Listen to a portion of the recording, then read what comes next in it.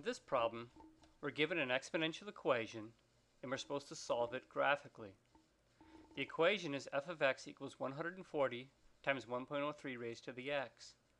We're supposed to find the input x that gives us an output f of x of 210. Since f of x is equal to 210, you could replace the notation f of x with the number 210 and you'd get an equation that looks like this.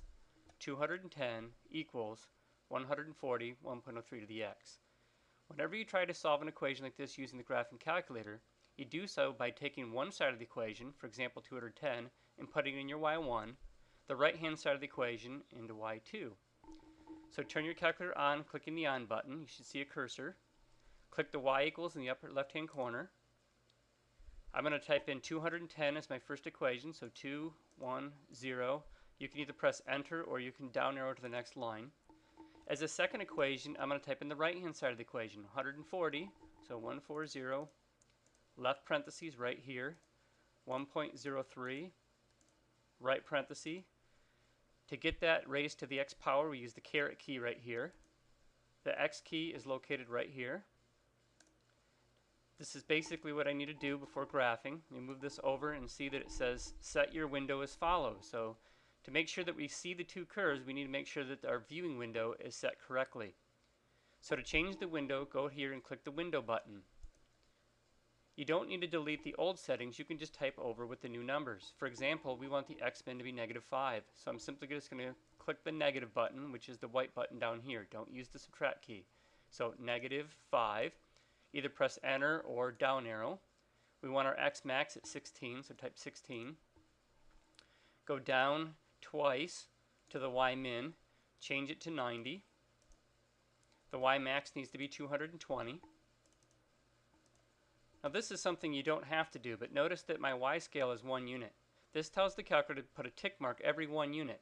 But we're going from 90 to 220. That's going to be an awful lot of tick marks. What's going to happen is our y-axis is going to look really thick.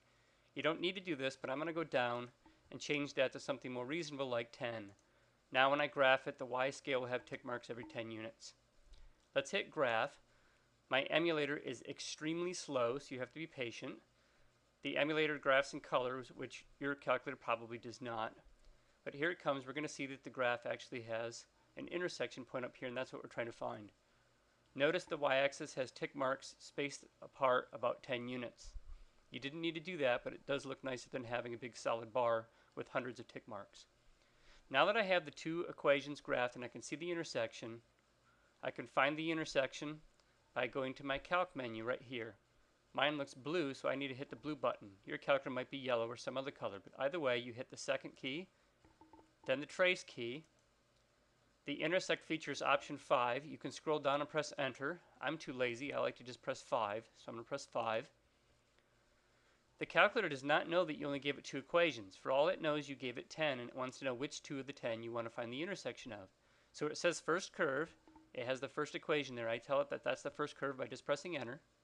Then it asks, is this the second curve? And it displays the second equation we typed in. You say yes by pressing enter again. Now it wants me to guess where the intersection is. This really is only necessary if there's multiple intersections on the same screen. You really can just press enter and you'll be done with the process. It really wants you, though, to move to the right. Again, I'm too lazy to click the right arrow many times, so a faster way to move to the right is to hit second right, and it moves you there quickly. But it turns out I don't really need to do this. In fact, I'm just going to press enter and put my guess here at x equals 11, which isn't even really close. When I press enter, the calculator runs a little process and tells me the intersection is about 13.72. The directions are to write the point of intersection as an ordered pair below, round the value of x to 2 decimal places. So down here, my point of intersection, I'm going to write left parenthesis. My x value to 2 decimals is 13.72, comma, the y value, of course, is 210, and then right parenthesis. The next thing it says to do after writing the point is step 3, use the line tool to draw the horizontal line y equals 210. So I'm going to scroll down and use the line tool. Here's the line tool. I need to graph y equals 210, which is basically a horizontal line like this blue line through 210. So I'm just going to click at about 210, make sure that my line looks horizontal, holding the mouse button down, moving, and then letting go. There's the horizontal line 210. The next step is to use the exponential tool to draw the exponential function. So remember, the exponential function has a y-intercept of 140, has a growth factor that's bigger than 1.03, which means it's growing. This is why the red curve was increasing over here. What is difficult to see on the graph over here, though, is that its start value is 140. So what I'm going to do is go down here and click on the exponential tool, plot a point at 140, again clicking but holding the mouse key down, and then I'm going to move up and put it up here on the line here and draw my exponential function. It would be nice to actually draw the second point at the intersection, which is over here at roughly 13.7, which is about right here, comma 210.